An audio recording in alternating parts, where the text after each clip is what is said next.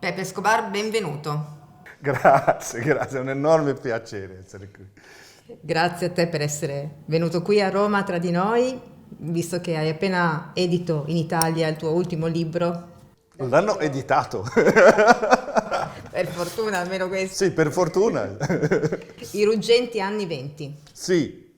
La politica delle grandi potenze incontra il tecnofeudalesimo.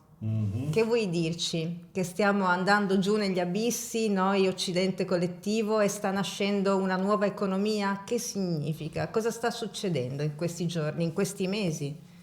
Ok, questa è la versione corta. Questo titolo è, diciamo, la versione corta dell'inizio degli anni ruggenti, del decennio 2020. E tutti questi saggi sono stati scritti nel 2020. Questo è il mio libro anteriore. Il prossimo libro sarà anche editato in Italia, deve uscire verso settembre, credo. Diciamo che i due insieme è una specie di panorama di questi primi 3 anni e mezzo, 4 dell'inizio dei esattamente anni ruggenti. Perché anni ruggenti? Perché soprattutto il decennio è iniziato con un assassinato. 3 gennaio 2020, l'assassinato del generale Soleimani.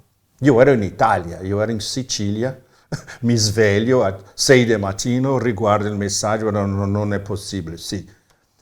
E dopo abbiamo saputo la vera storia, perché Soleimani era in missione diplomatica, arrivava a Baghdad in un volo di carriera da Damasco, in una missione diplomatica fra Arabia Saudita e Iran, e gli americani lo sapevano.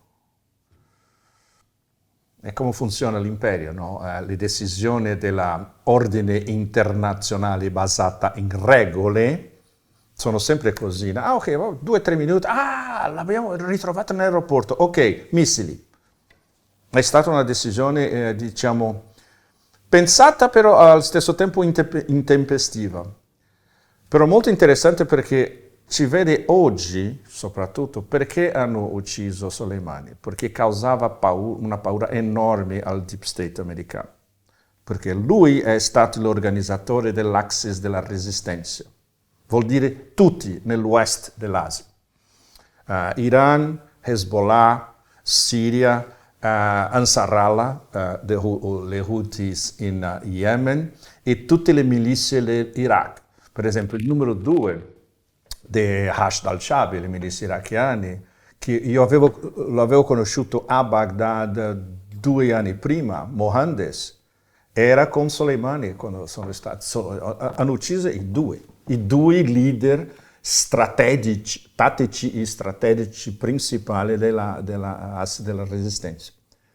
Ok, questa è la prima volata dell'inizio della decada. Dopo questo esperimento di ingegneria sociale che è stato tutta l'avventura Covid, no? E dopo la terza volata, che è il tema dell'ultimo libro, che è la guerra in Ucraina, che è una guerra americana contro la Russia, contro l'Europa e contro la Cina. Possiamo parlare di tutte queste vertenti della guerra. Non rispondo alla tua domanda, perché diciamo che questa è un'introduzione a una risposta alla tua domanda. Però oggi siamo come una specie di triptico rinascimentale. Siamo nella terza puntata del triptico, e la più pericolosa, perché siamo nel mezzo di una guerra calda. Non è più una guerra fredda o ibrida, è una guerra calda. E se l'Occidente, l'Imperio e la Nato perdono questa guerra calda, che è esattamente lo che sta passando, le conseguenze saranno, wow, apocalittici in diversi sensi. C'è anche Gaza nel frattempo, e quindi Sì, l'asse della resistenza che hai citato sta comportandosi compattamente contro il resto del mondo. esatto, Margherita, perché la logica, diciamo, la grande logica di tutto questo è la logica dell'imperio, che è la logica delle guerre eterne, lo che chiamiamo forever wars, e molti think tanks americani la terminologia, comprendono perfettamente questa terminologia, forever wars, le guerre eterne. È un imperio che è stato in guerra dal 1945, praticamente ininterrotte. E sono, diciamo, due declinazioni diverse della guerra eterna. Una nei confini dell'Europa, diciamo nei confini dell'Europa orientale con già l'Eurasia, e l'altra nel west dell'Asia. E l'enorme problema per i concettualizzatori dell'imperio, diciamo, che possono perdere le due allo stesso tempo, quest'anno e nel prossimo anno, nei prossimi mesi. E come non hanno un piano B, come non ne hanno mai, non avevano un piano B per l'Afghanistan, ha durato 20 anni, era un'operazione di lavaggio di soldi, di lavaggio di droga, eccetera, però ha durato 20 anni essenzialmente. E alla fine hanno detto, ok, andiamo via. In Iraq no, in Iraq controllano il spazio aereo irachiano, controllano quinte colonne che sono a Baghdad. In Siria controllano almeno un terzo del territorio del nord-est, rubano petrolio tutte le settimane. È complicato perché la logica imperiale è mai dire mai e mai dire no, però dire no qualche volta, con sfumature. E è molto complicato perché per le nazioni della maggioranza globale non si sa mai a quel livello sono sottoposti all'imperio. E questa ambiguità imperiale è molto pericolosa per tutta la maggioranza globale. Adesso almeno abbiamo un contropotere, lo che non avevamo qualche anno fa. Il contropotere è Russia-Cina, che causa una paura assolutamente dantesca nell'establishment americano.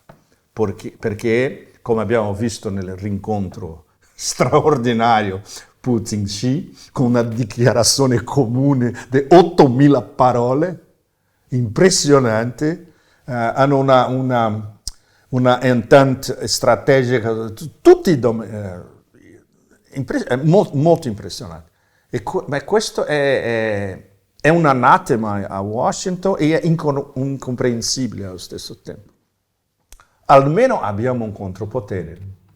Almeno nello stesso tempo con questo contropotere si sta anche parlando, se non altro a Mosca, probabilmente Putin ne ha parlato anche con Xi in questi giorni, si parla di un nuovo concetto di moneta, non di una nuova moneta che tu hai seguito, no? Il suo percorso, sì.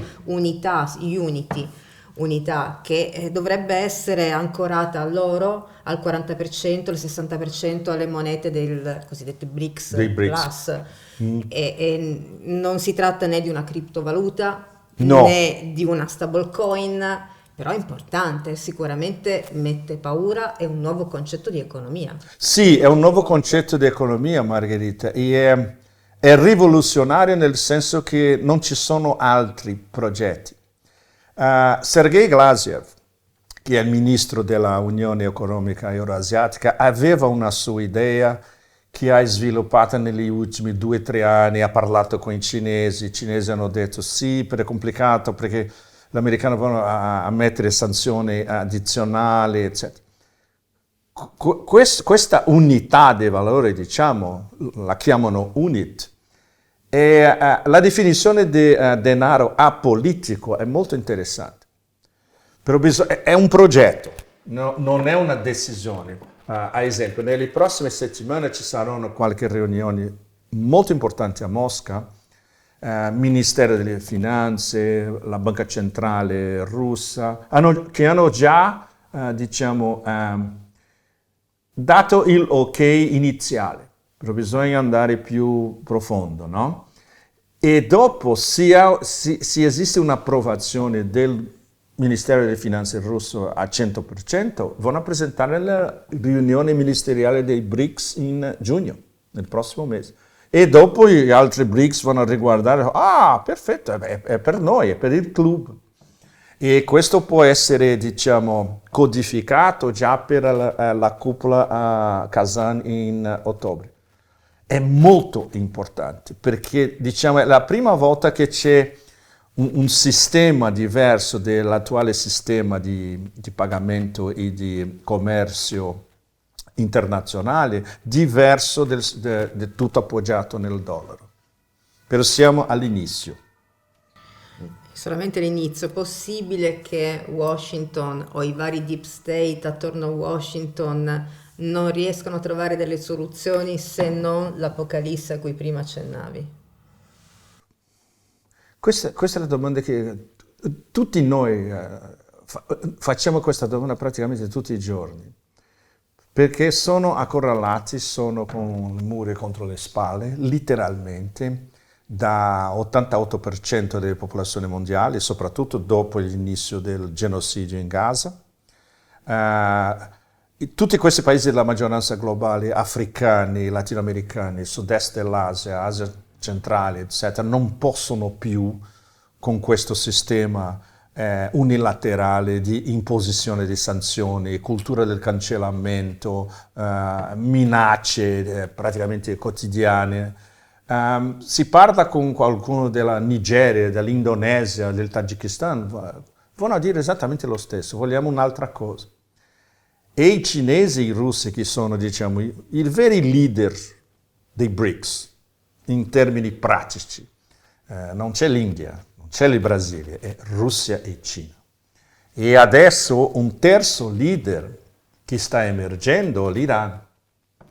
E questa è stata la grande intuizione geostrategica dei russi e dei cinesi. Ok, abbiamo bisogno dell'Iran, però abbiamo bisogno anche degli arabi.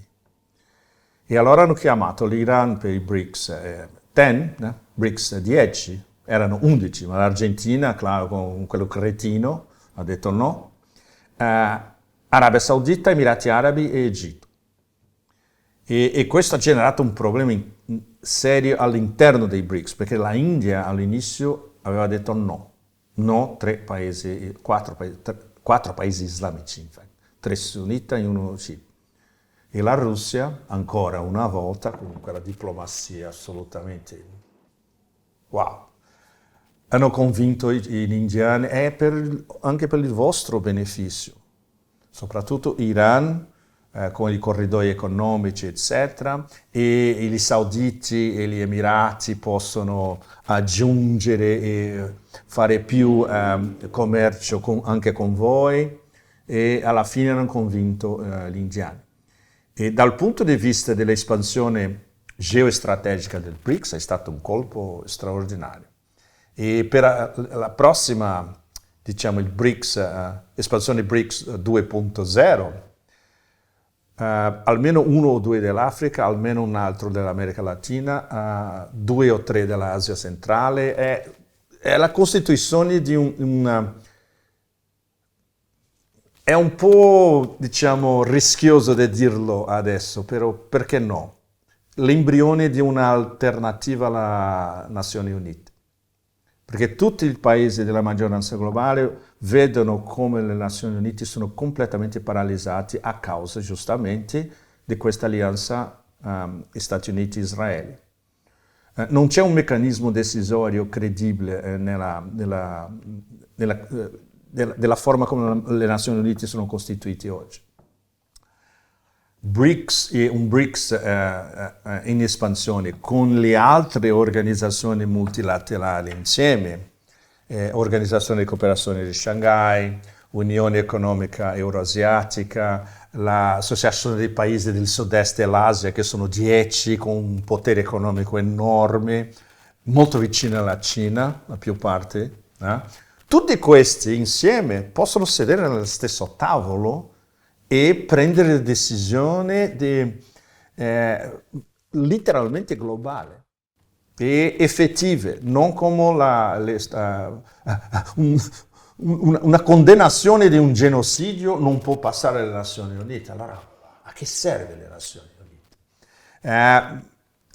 Per il momento i russi e i cinesi sono molti diplomatici, molto, diciamo, come gentleman, no? Ah no, abbiamo bisogno di inseguire la Carta delle Nazioni Unite, il sistema internazionale, questo è molto retorico. Sanno che non va a funzionare, perché ci sarà sempre un blocco americano.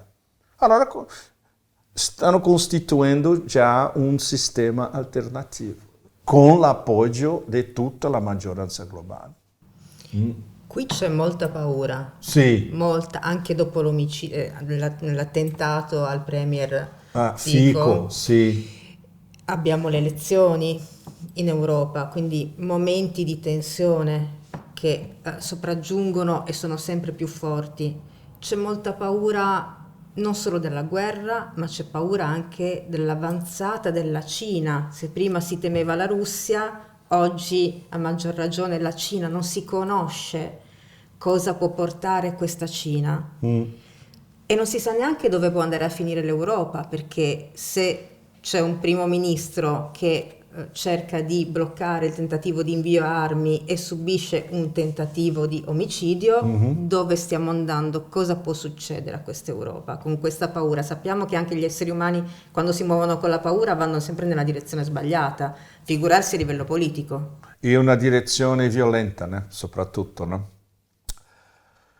La strategia della paura, possiamo dire, è la strategia di quello che sono dei perdenti, e dei perdenti da un punto di vista totalizzante, né? Geopolitici e geoeconomici. Perché l'avventura ucraina, il progetto ucraina, era un progetto di disaggregazione della Russia. La Russia è retta come l'nemico dell'Europa. Non il nemico degli europei, il nemico degli americani via la NATO. Come la NATO controlla il sistema europeo, Russia è il nemico dell'Europa. Hanno costruito una narrazione, una fantasia completamente assurda, e come controllano tutto il sistema mediatico praticamente, a più del 90%, fuori le alternative in internet, sono capaci di fare un'operazione di lavaggio di cervello 24/7 da anni.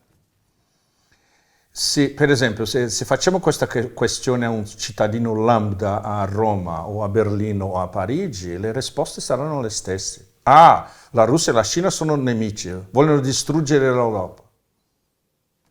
Senza fatti, senza dati, senza evidence, senza niente. Adesso abbiamo una differenza basica di fatti che non possono essere deturpati più, come erano fino a qualche mese fa, diciamo. Il genocidio in Gaza come una vertente delle guerre eterne, perché è una guerra non solo di Israele, ma è una guerra degli Stati Uniti che weapons, armamenti, copertura diplomatica, tutto. È una legittimazione di tutto che Israele fa contro Gaza, genocidio incluso, e i fatti dell'Ucraina che un poco qui, un poco di là, la gente comincia a vedere, non è questa storia di che è un paese invaso per un dittatore, che è un paese democratico, no, questo mito di una Ucraina democratica che sta i valori, a difendere i valori europei, no, questo mito è già crollato. Allora, questi miti geopolitici crollano allo stesso tempo che c'è una organizzazione della maggioranza globale, finanziaria e geoeconomica. E ci sono qualche echi in questo spazio che io chiamo NATO-Stan. E ci sono già poli, diciamo, più critici che non ci avevano qualche mese fa, esattamente. E questa è la differenza. È un processo, diciamo, capillare, che avanza lentamente, è già fondamentalmente diverso dell'anno scorso. Perché adesso abbiamo la possibilità di, ok, cosa va a passare con queste due guerre eterne simultaneamente, che sono intrincate. Si può dire intrincate? Sono incrociate, esatto. Evidentemente l'elite dirigente atlanticista, la paura è assolutamente totale perché non hanno mai avuto un piano B.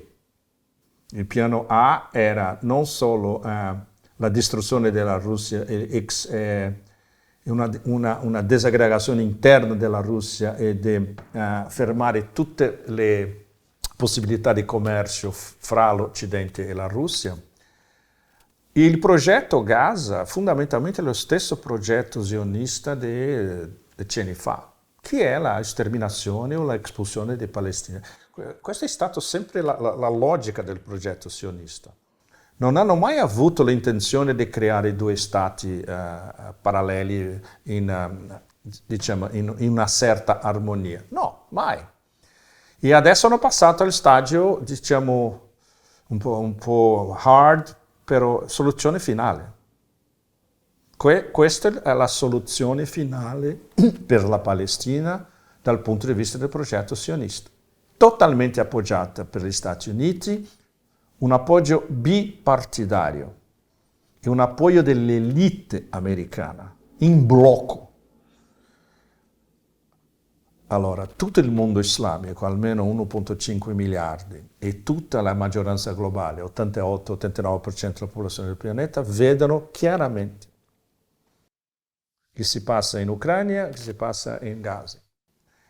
E la paura di evidentemente queste elite dirigenti non si fregano dell'opinione pubblica, però hanno bisogno almeno di mantenere un vernice di non diritti umani, ma di umanità. E adesso tutto questo è anche crollato. Non c'è il rischio che una parte di questa elite occidentale, anche sionista, mentre vede la fine del proprio mondo, non c'è il rischio che tradisca e passa dall'altra parte e possa influenzare in qualche modo in maniera negativa lo sviluppo e la crescita di qualcosa di innovativo? Senza passare dall'altro lato, Margherita, però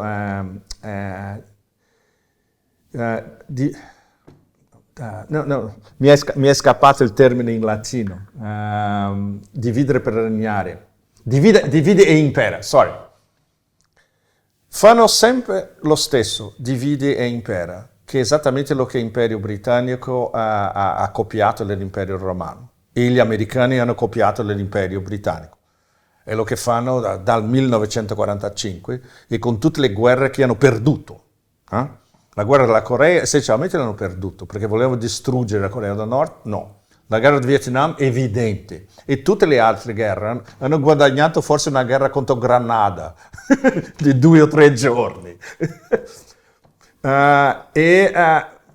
Sono assolutamente incapaci, e questo è dimostrato adesso in Novorossiya, di una vera guerra contro un competitore allo stesso livello, una guerra calda, e questa è una guerra violentissima e calda fra ucrainiani con allenamento NATO, tutti i generali e tutti i strategici della NATO contro la Russia e perdono miserabilmente. Quindi al grande reset qui in Europa ci siamo già arrivati. Qui è diverso perché il piano originale dei concettualizzatori della guerra contro l'Ucraina era una guerra contro la Russia, una guerra contro l'Europa e una guerra contro la Cina. Una guerra contro l'Europa per il momento l'hanno vinta, perché l'Europa è in un processo di deindustrializzazione accelerata, in un processo dove il cittadino lambda ha paura di letteralmente tutto, specialmente di queste minacce russo, cino, coreane e persa, no? E la vassalizzazione assoluta delle elite o elite politici europee in relazione a Washington.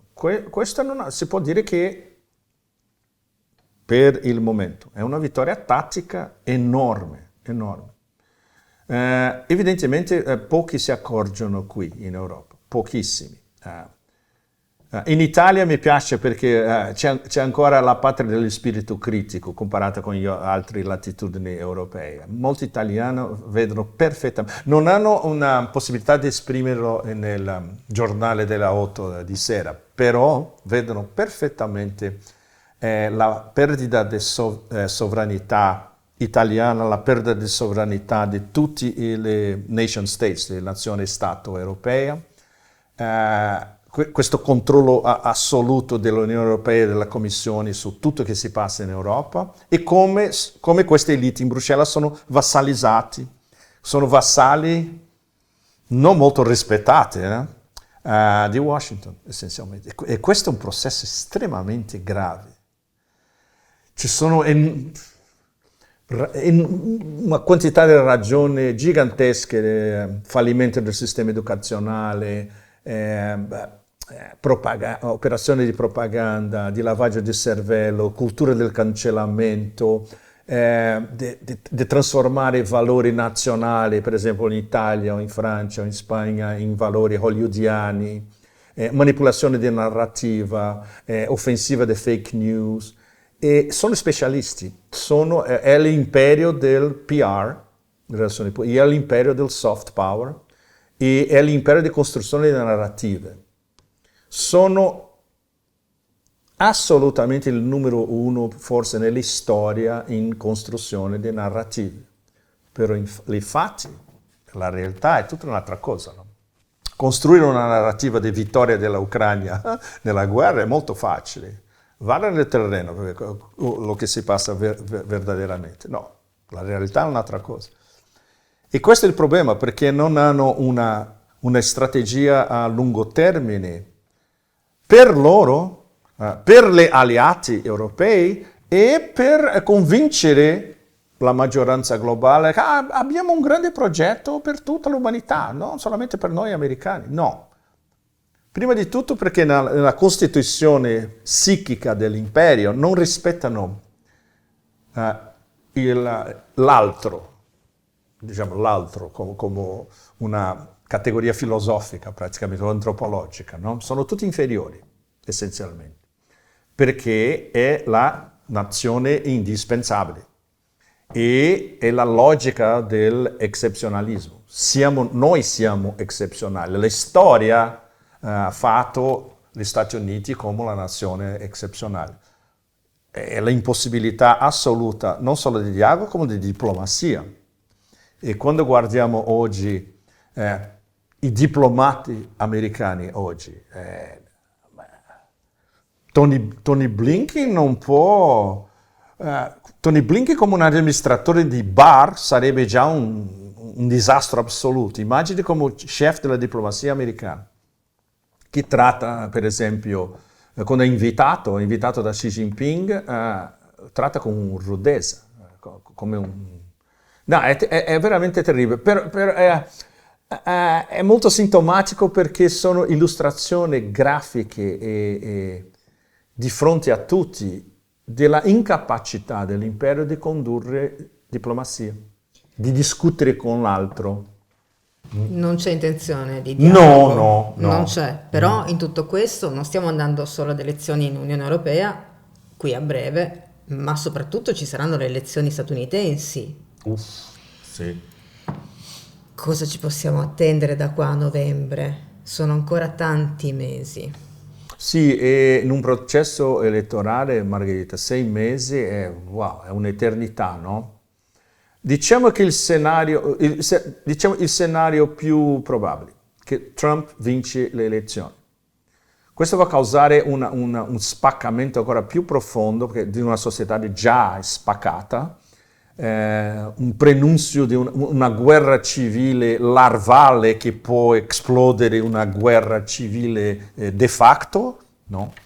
Qualche stati che pensano già in una secessione, per esempio la stramaggioranza del Texas vuole un Texas indipendente, che sarebbe la 8ª economia più potente del pianeta. Non hanno bisogno degli Stati Uniti. E soprattutto questa questa divisione interna, la polarizzazione totale della società americana con l'elezione di Trump sarà ancora peggio che oggi. Oggi è polarizzata, però la maggioranza è nell'opposizione. Dopo l'elezione di Trump la maggioranza sarà al potere. E c'è un subtesto che è l'opposizione di Trump in relazione al deep state, allo stato profondo. Trump non vuole la guerra perché la guerra non è buona per il business. Allo stesso tempo vuole una valanga di sanzioni contro i cinesi e questa è già una guerra ibrida e geoeconomica. Si può già dire che la enfasi della guerra va a cambiare un po'.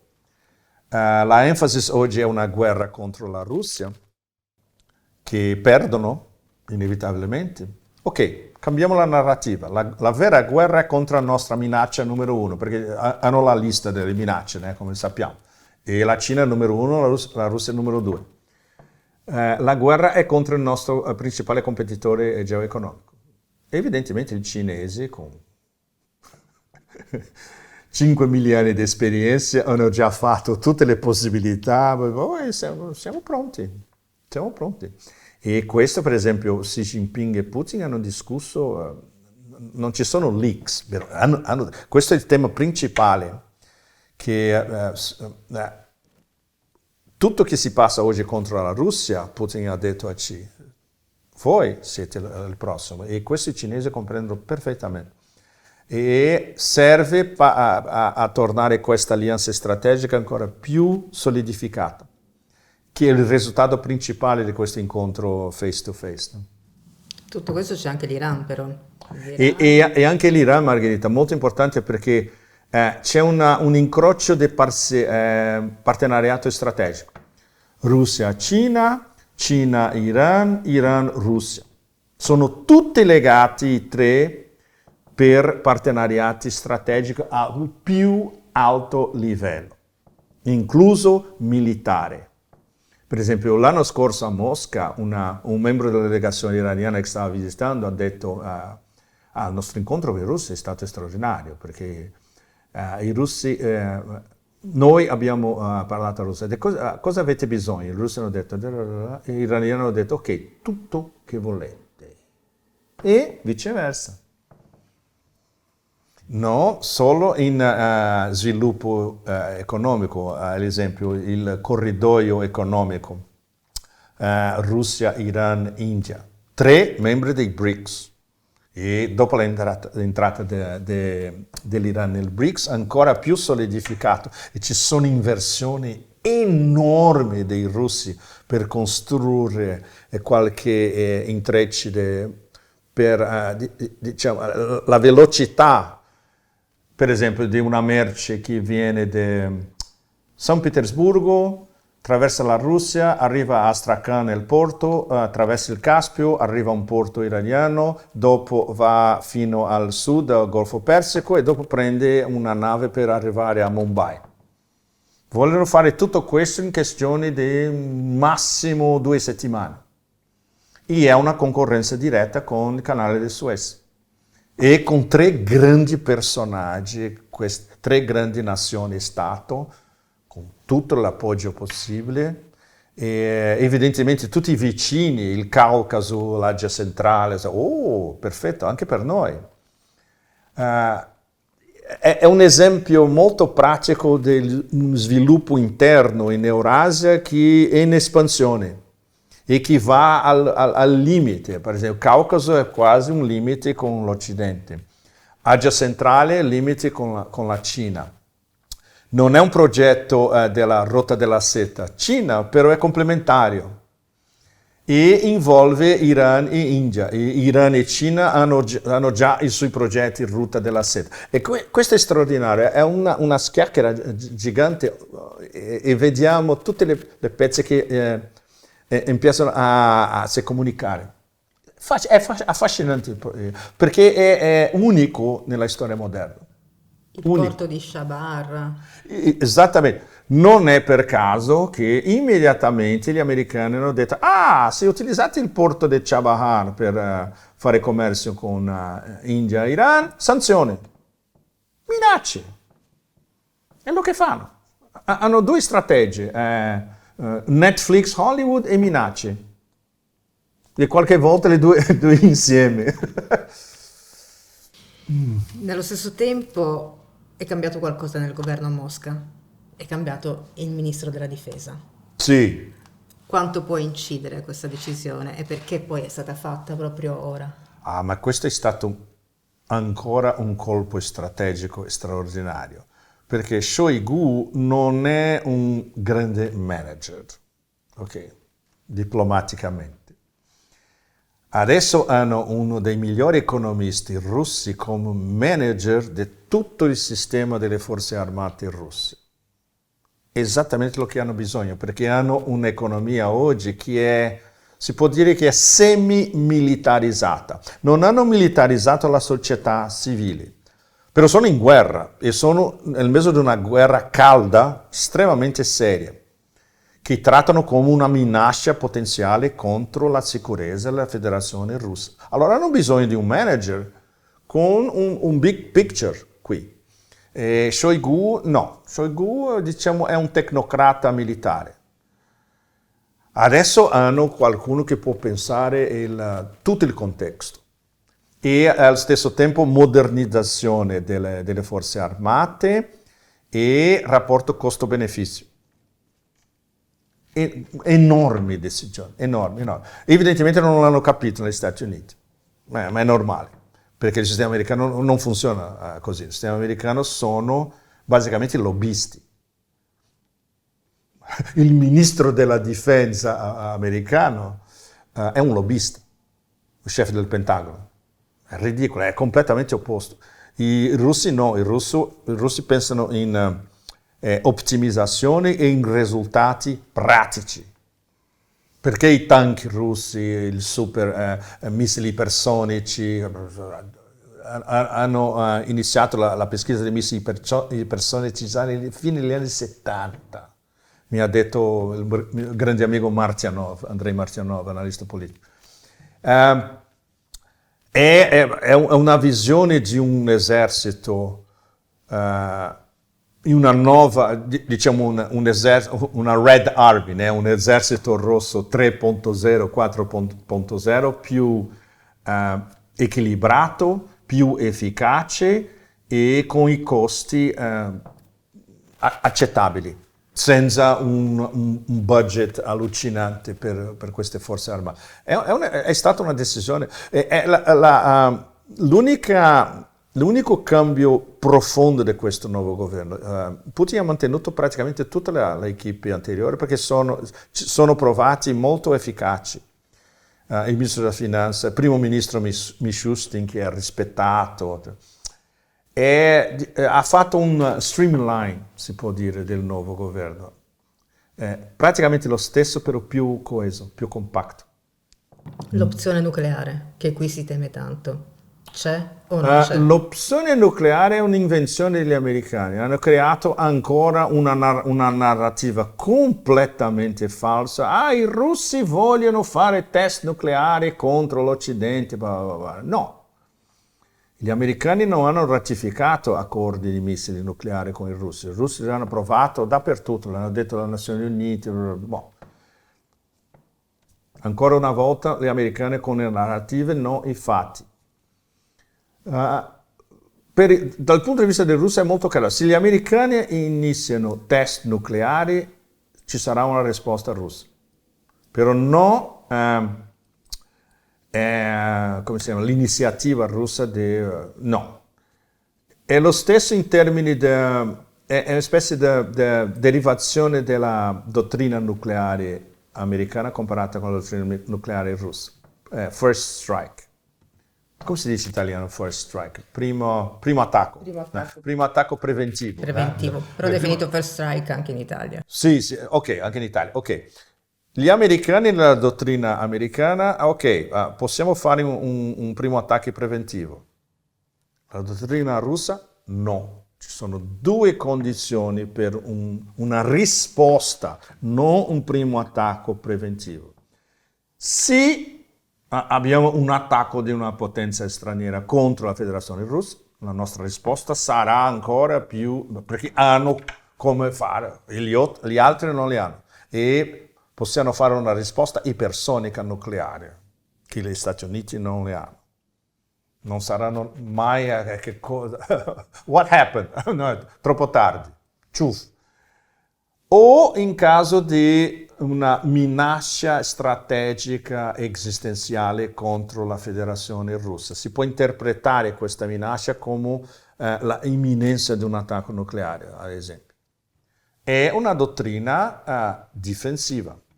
La dottrina americana è una dottrina offensiva. Questa è la differenza basica.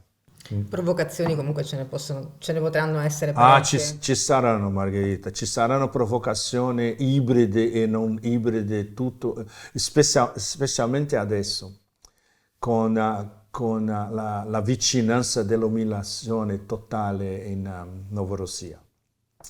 A questo punto però corrono dei media. Il ruolo dei media mainstream nell'Occidente è di perpetuare le bugie, perché il sistema è basato in bugia.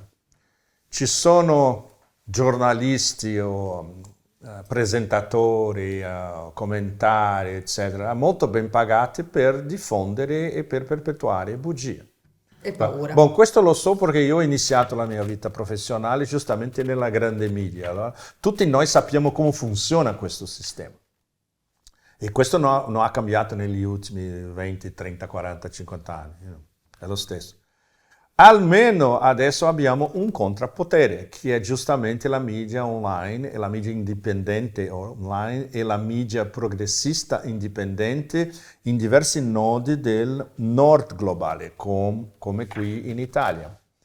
E soprattutto nel mondo islamico, dove c'è censura dappertutto, no? Per esempio in Egitto, in Arabia Saudita, negli Emirati Arabi, in Kuwait, eccetera, ci sono già poli, diciamo, dissidenti. E il caso cinese, che è molto più complicato, almeno si discute tutto nella internet Cina. Non hanno gruppi come Telegram, ad esempio, però hanno gruppi di discussioni nel Weibo o WeChat dove si discute tutto, evidentemente con un certo limite di non provocare il Partito Comunista. Questo tutti lo sanno, tutti sanno le regole del gioco. E l'obiettivo fra le giovani non è una provocazione contro lo Stato cino, ma è suggestione per migliorare la performance, soprattutto economica dello Stato cino. È molto interessante. E si può leggere milioni di chats, hits, tutto. Questo è un esercizio di democrazia diretta.